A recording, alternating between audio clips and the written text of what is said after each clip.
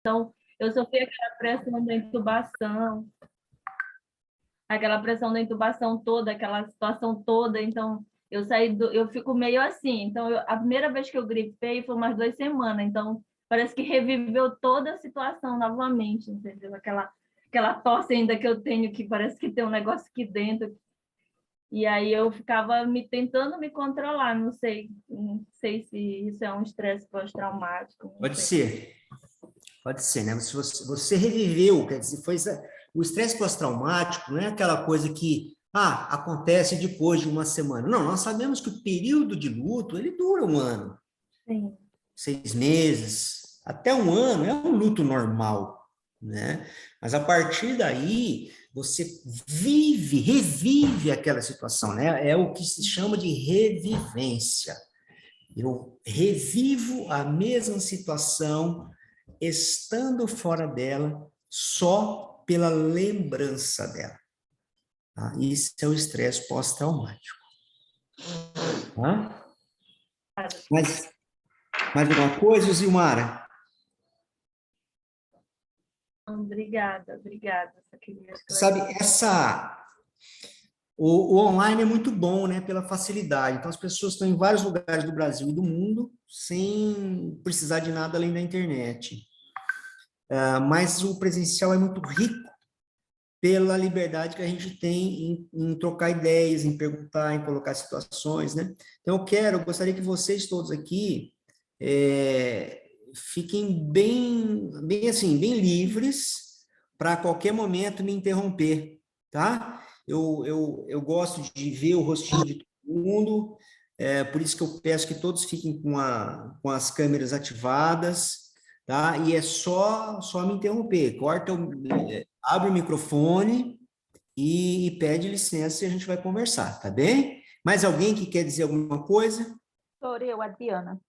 Quem que é? Adriana. Eu gostaria de saber como, né, se vai falar nessa aula, ou como nós procedermos diante dessa situação. Tipo assim, o que fazer? Porque muito do que esqueci o nome dela, que falou, que mora no sítio, esqueci o nome, que ela falou... Rosane. Rosane, que ela sofreu, tipo assim, eu vejo isso na minha vida, agitada, não consigo parar, para eu estar aqui assistindo a aula, eu sinto, né, que eu tô parada, é uma coisa assim que eu não consigo, sabe, eu tento me controlar, mas é muito difícil, eu não consigo ficar parada, eu tenho esse problema. E eu sinto que isso afeta, porque principalmente no sono, eu durmo, mas eu não tenho aquele sono reparador, aquele sono de descanso, sabe, mas eu acho que é por conta disso, que eu não consigo me acalmar, na verdade. Uhum. Nós vamos falar lá no final, nós vamos falar sobre o tratamento. Tá ótimo. Obrigada. Nada, eu que agradeço. Mais alguém? Doutor Delcio. Oi. Pastor Atílio. Como é que você está? Tá bom, querido? Graças a Deus, melhor agora te ouvindo, pastor Atílio. Delcio, deixa eu fazer uma pergunta. Qual tem sido, assim, o percentual desses problemas que você principalmente atende relacionado ao psicológico? Essa questão, né, atual, nesse momento da história que a gente vive, tem sido mais psicológico ou clínico mesmo?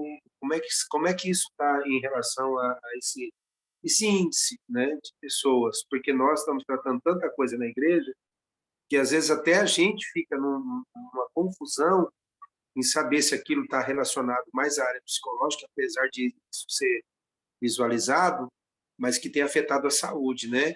Qual que tem sido esse índice? Eu vou te dar um índice, não é científico, tá? É observacional.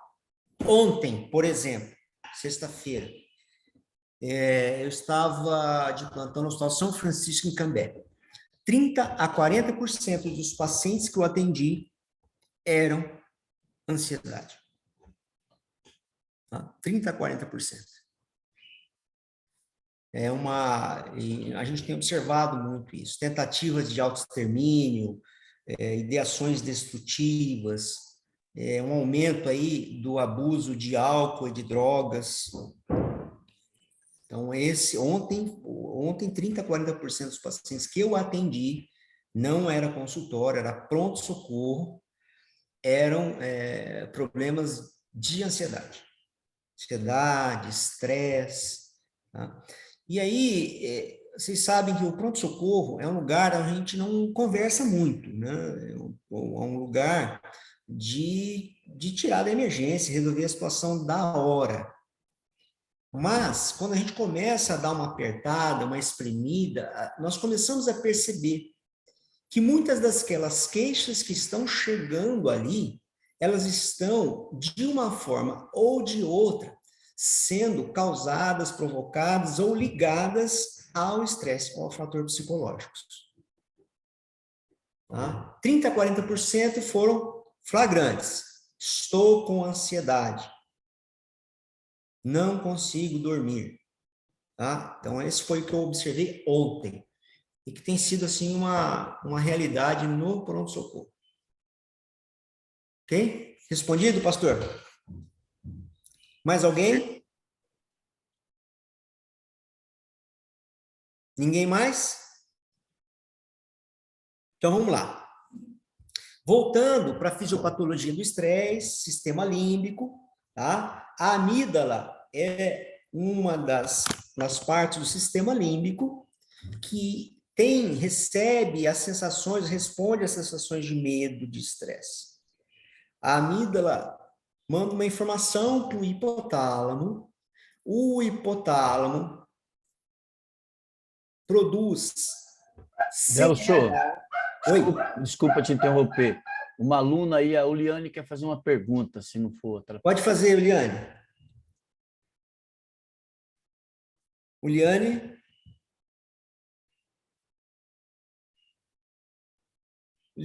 A Uliane não ativou o microfone, né?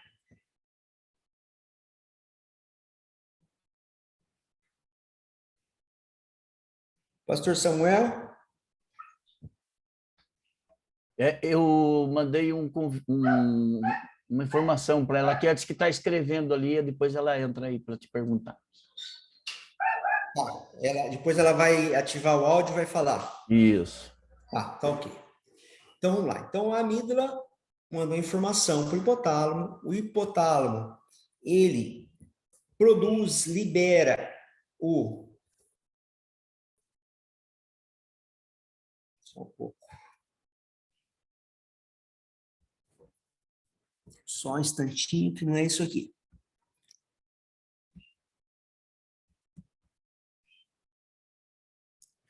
O hipotálamo produz e libera o CRH, que é o fator, o hormônio liberador de corticotropina, que atua sobre a hipófise, também conhecida como pineal, que, por sua vez, libera o hormônio adrenocorticotrófico, que atua sobre as glândulas suprarrenais ou as glândulas adrenais, que liberam o cortisol e a adrenalina na corrente sanguínea. Atuando sobre vários sistemas. O cérebro,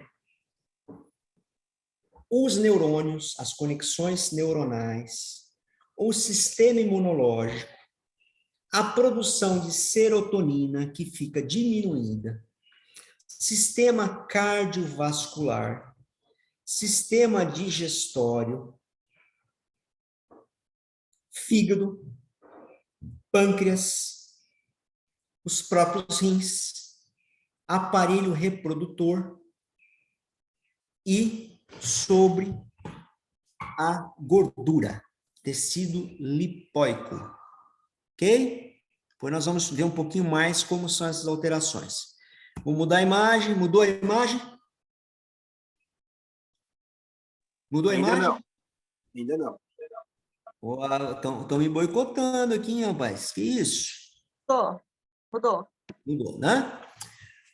Os efeitos hepáticos, efeitos sobre o fígado. Primeiro, eu falei para vocês que nós precisamos de energia. O indivíduo precisa de energia, ou para lutar, ou para sair correndo. Então, Davi, quando chegou e falou, quem é esse incircunciso que está afrontando o Deus de Israel? Davi estava cheio de adrenalina. E ele precisava de muita energia para pegar as pedrinhas, vir correndo, lançar a pedrinha na testa do gigante e depois cortar o pescoço do gigante, né? Golias não morreu com a pedrada, ele morreu com a própria espada. Então, o fígado, ele faz a gliconeogênese. Ele converte o glicogênio que está no fígado. Glicogênio é a forma de armazenamento de energia hepática, faz a conversão de aminoácidos e mobiliza também aminoácidos da corrente sanguínea, aminoácidos musculares, para a conversão em glicose, ou seja, vai haver a destruição de músculos, vai puxar os aminoácidos dos músculos para que eles se tornem glicose. Por isso que a pessoa que sofre um estresse aí de dietas, ela perde a gordura e chega um momento em que ela começa a perder a massa magra, o músculo. No caso da conversão, da mobilização dos aminoácidos que compõem as proteínas e converte em glicose. O armazenamento de glicogênio, tem armazenamento de glicogênio em função do aumento dessa disponibilidade de aminoácidos. É a neoglicogênese, ou seja, aqueles aminoácidos que estão sendo mobilizados dos músculos, eles são carreados para o fígado e armazenados como glicogênio para que, se necessário, se permanecer o estresse, eles sejam agora convertidos em glicose. Ocorre, então, a perda de proteínas musculares, o que acarreta fraqueza. O déficit de proteoneogênese no tecido linfóide, com deficiência do sistema imunológico, em função desta mobilização dos aminoácidos, você diminui a produção de proteínas nos tecidos linfóides, que é o tecido que fabrica células de defesa. Com isso, nós vamos ter deficiência do sistema imunológico. É a pessoa que está sempre doente. Mudou agora a imagem? Não. Ei, meu Deus do céu. Vamos fazer uma oração forte. Mudou? No metabolismo de gorduras, ocorre a metabolização de ácidos graxos do tecido adiposo para utilização como fonte de energia. Ou seja, o organismo, ele pega a gordura, quebra a gordura e transforma em energia. Vocês já ouviram falar da dieta cetogênica, tá? Que é quando a gente para de comer carboidrato e a gordura passa a ser transformada em energia e as proteínas são quebradas, os aminoácidos também são quebrados para produzir energia. Ocorre a oxidação dos ácidos graxos celulares e esses ácidos graxos, eles passam a ser utilizados como uma fonte de energia para economizar a glicose da gliconeogênese. Vamos entender? O tecido adiposo, ele é consumido e ele é transformado nos ácidos graxos. Esses ácidos graxos celulares, eles são oxidados para ser usados como fonte de energia, para evitar que aquele glicogênio que está armazenado no fígado seja usado como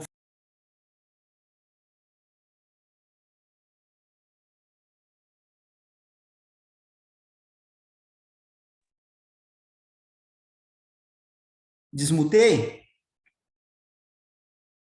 Estou mudo ainda? Tá travando aí, doutor. Já liberei para você aqui de novo. Já? Já. Tá. Então, esses ácidos graxos são usados como fonte de energia para economizar a energia, a glicose que está sendo produzida no fígado através da mobilização do glicogênio. Tá? Olha que interessante isso aí. Ok? Mudou?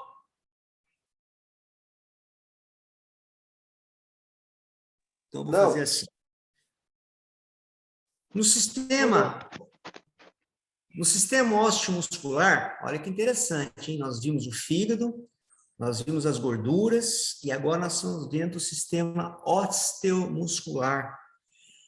Existe a mobilização dos aminoácidos do tecido muscular para a produção de glicose pelo fígado. Existe a diminuição de produção de proteínas da proteogênese,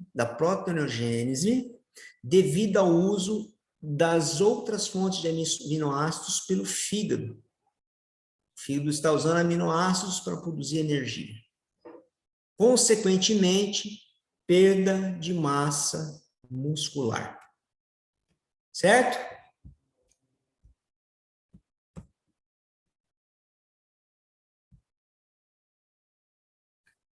Também ocorre uma diminuição da osteogênese, ou seja, diminui a produção de ossos pela diminuição da diferenciação e da atividade osteoblástica. A atividade osteoblástica, ela quer a atividade de produção de osso.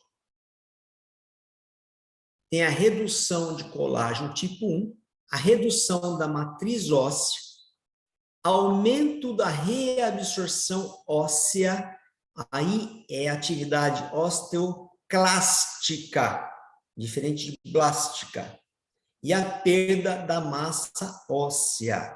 Quem quiser ler um pouquinho mais a esse respeito, nós temos aí referências, mas se for usar uma referência só, o livro de Fisiologia Humana, do Guyton e do Hall, tá? Essa é uma boa referência para quem quiser se aprofundar um pouquinho mais, ok? Vamos lá, vamos caminhar. Tudo certo até aqui, gente? Tudo bem? No sistema renal ocorre um aumento da reabsorção de sódio pelos túbulos renais, porque também ocorre um aumento da liberação de aldosterona. A aldosterona é um dos hormônios que controla a reabsorção de sódio pelos túbulos renais.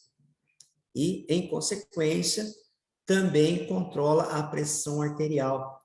Esse aumento de reabsorção do sódio aumenta a osmolaridade do sangue, aumenta a concentração do sangue pelo sódio, tá? Para quem lembra um pouco da química, o fluxo de líquido, o fluxo de água é do menor para o de maior concentração de soluto. Então, se o sangue tem uma concentração maior de sódio, a água vai sair da célula ou vai ser reabsorvida pelos túbulos renais para que a concentração de sódio no sangue seja normalizada. A estimulação do eixo hipotálamo hipofisário posterior faz o aumento da secreção de hormônio antidiurético, a ADH ou vasopressina, ou seja, diminui a diurese, o paciente faz menos xixi e aumenta a pressão, aumenta o tônus vascular, aumentando a pressão. E o aumento da reabsorção de água pelos túbulos renais. Certo? Compreendido, gente?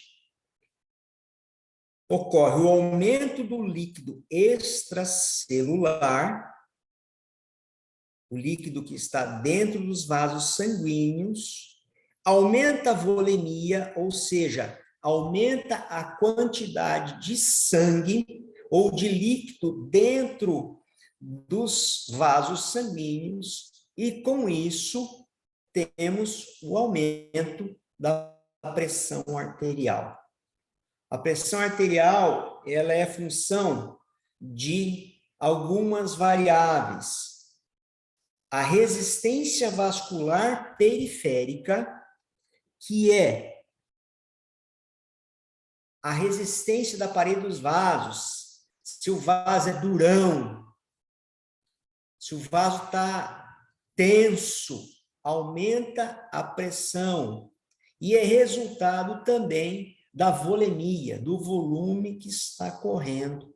Então, o volume aumentado, associado à parede enrijecida, à parede dura, significa aumento da pressão arterial. Certo, gente? Está entendido?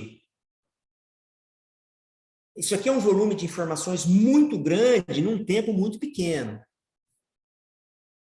Tá? Para vocês terem uma ideia, isso aqui, no curso de fisiologia, na medicina, são várias aulas. Tá?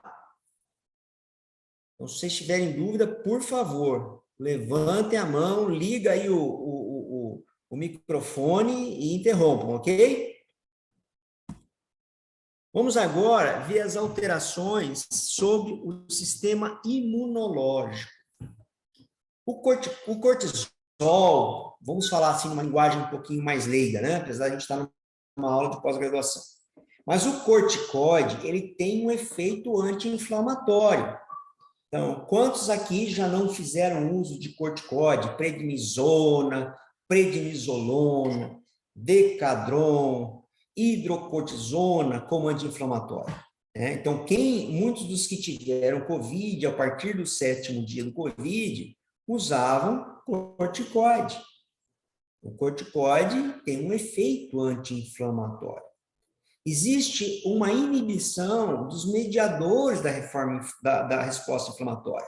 As prostaglandinas, os leucotrienos, as tromboxanas, uma inibição da atividade dos linfócitos T, nós temos linfócitos T e linfócitos B, diminuindo a resposta imune. Existe uma apoptose das células T pró-inflamatórias, apoptose, a morte das células T pró-inflamatórias. Supressão de produção de células B, que então são os linfócitos B. Diminuição da liberação de quimiotáticos, que reduz a migração de leucócitos para o tecido inflamatório. Substâncias quimiotáticas são substâncias liberadas e que atraem as células de defesa, atraem os leucócitos, atraem para o tecido inflamatório, no sentido de impedir, de bloquear, ou pelo menos combater as infecções. Ok? Certo? Ocorre também a diminuição da liberação de substâncias que fazem a vasodilatação, como a histamina, por exemplo. Então, quando o indivíduo tem um processo inflamatório ou infeccioso, fica aquela região mais avermelhada, mais quente, não fica? Isso é resultado da vasodilatação. O sistema imunológico, o cortisol também induz a neutropenia, ou seja, uma diminuição das células brancas, dos neutrófilos, com uma diminuição dos linfócitos, dos eosinófilos, e também ocorre um aumento dos glóbulos vermelhos, que é a policitemia. Certo? Alguém quer falar alguma coisa, perguntar alguma coisa? Fiquem à vontade, hein? Por favor. O que eu não souber, eu vou procurar saber. Sobre o pâncreas. Sobre o pâncreas ocorre a diminuição da produção de insulina, aumento da produção de glucagon. O pâncreas produz basicamente a insulina, que tira o açúcar da circulação, joga para dentro da célula. E o glucagon, que aumenta a concentração de açúcar no sangue. Então, o glucagon aumenta a gliconeogênese hepática, ele aumenta a glucogenólise, a quebra do açúcar, e faz a cetogênia hepática. Desculpa. Me fugiu aqui o que eu ia falar, mas daqui a pouco eu lembro, tá?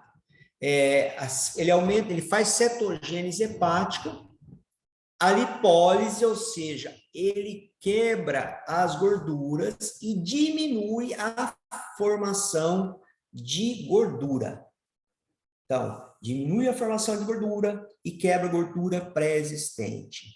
Ele aumenta a formação de glicólise e aumenta a quebra do glicogênio, certo? Ok? Ele aumenta a resistência periférica à insulina. Então, não sei se vocês já viram pessoas dizerem que tem resistência à insulina. Ou seja, a insulina não consegue tirar o açúcar do sangue e colocar para dentro da célula. Certo? Alguém quer perguntar alguma coisa? Não?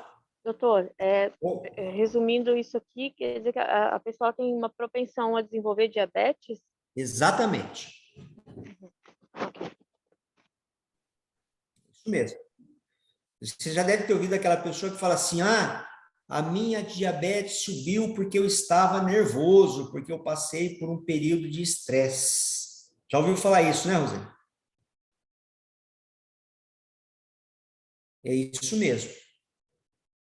Tá?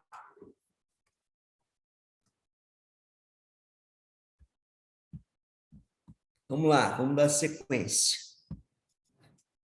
Sobre o sistema vascular, cardiovascular. Existe um risco aumentado em 50% de doenças cardiovasculares associados a altos níveis de estresse no trabalho. O burnout, o ambiente de trabalho, levam a um risco aumentado a doenças cardiovasculares. Existe um risco aumentado em indivíduos que eram previamente saudáveis e que são submetidos a eventos traumáticos, como a morte de um filho, por exemplo. O evento mais traumático na vida de um indivíduo é a morte de um filho. Depois, a morte de um cônjuge. Tá? Existe também o risco aumentado de indivíduos submetidos a abuso emocional, físico ou sexual na infância. Olha a importância. Então, indivíduos que na infância eram submetidos a abuso emocional, então, o assédio emocional dentro de casa, o abuso físico, né? As crianças que sofrem espancamentos, apanham sem saber por quê, tipo assim, eu não sei porque eu estou batendo, mas você sabe porque está apanhando. E abusos sexuais, sejam eles por familiares ou não familiares, essas crianças têm um risco aumentado ao desenvolvimento de doenças do sistema cardiovascular, além de todas as outras consequências desses tipos de abuso. Ok? Ainda no sistema cardiovascular, um aumento do risco de doença coronariana pela síndrome de ativação de mastócitos prolongada.